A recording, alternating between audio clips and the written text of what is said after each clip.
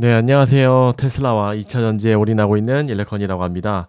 오늘은 테슬라 관련된 중요한 모멘텀들이 세 가지가 있어서 좀 말씀을 드려보도록 하겠습니다. 오늘 아침에 우리나라 아침에 이 뉴스가 나왔죠. 진정한 무인 로보택시가 테스트 시작했다.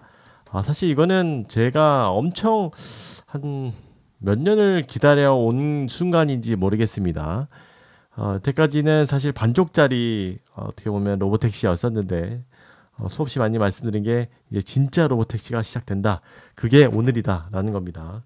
그래서 이것들이 가능하다는 왜 이게 사실 주변에 아무리 뭐 제가 흥분하고 보여드려도 그렇구나 뭐 그래 FSD 뭐 이렇게 생각을 하는데 이거는 좀 차원이 다른 이야기입니다.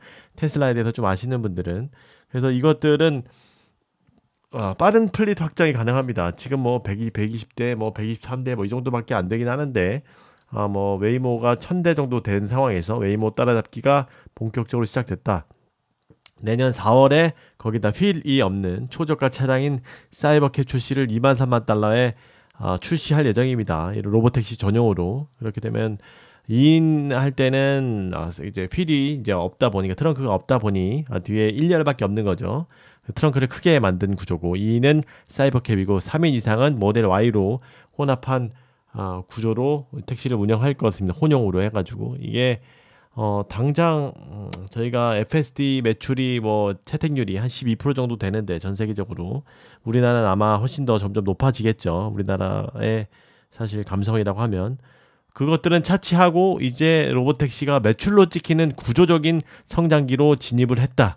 이거는 엄청난 겁니다. 이게 이 테슬라 밸류에는 이게 저희가 몇 년을 저도 오늘 사실 밤잠을 못 이룰 정도로 여기에 계속 주가와 이런 새로운 뉴스의 모멘텀에 좀 신경을 많이 쓰는 상황일 정도로 제가 계속 많이 말씀드렸던 이 12월에 기다리던 진정한 무인 택시가 시작됐다라는 이야기가 이 이야기입니다. 이거는 엄청난 그 확장성을 기대해 보면 이게 일단은 웨이모 같은 경우는 이제 뭐 예를 들어서 지금 현대차랑 한다라고 했지만 중국 전기차를 또 수입해 와고 또 이 많은 장비들을 또 달고 시스템 테스트하고 해서 물리적인 시간들이 뭐 몇 개월 또 걸립니다. 근데 이거는 뭐 바로 그냥 생산을 찍어낼 수 있는 거잖아요, 지금.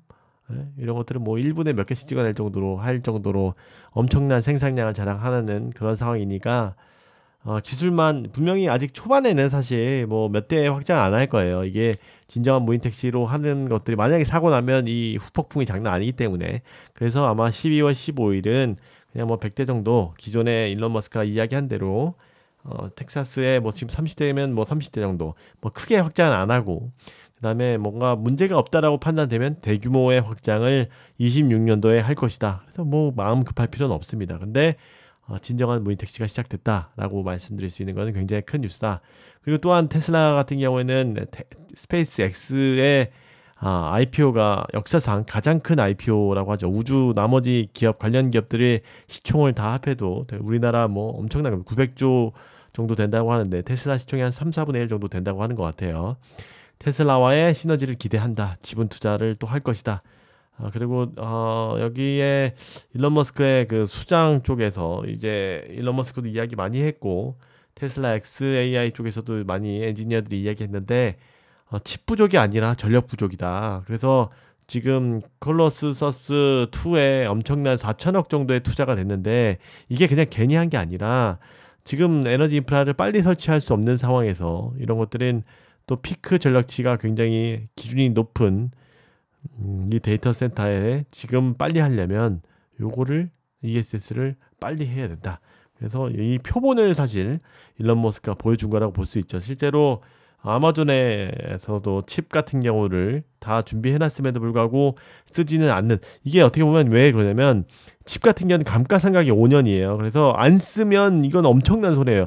이게 쉬는 순간이 있으면 손해예요. 그래서 무조건 사자마자 엔비디아한테 들어오자마자 바로 풀캐파로 돌려도 지금 감가가 시작부터 발생하는 건데 놀리는 거는 엄청난 자본 투자의 손실이 따라오는 것이다라고 볼 수가 있습니다. 그래서 바로바로 가동을 시키려고 풀캐파로 한 번도 끊김없이 끊기면 다 소용없다라고 했죠. 끊김없이 쭉 사용하려고 요런 것을 설치하는 겁니다. ESS. 우리나라 2차전지에도 ESS가 엄청난 수요를 보여주고 있죠. 이것들은 몇 년 더 갈 겁니다.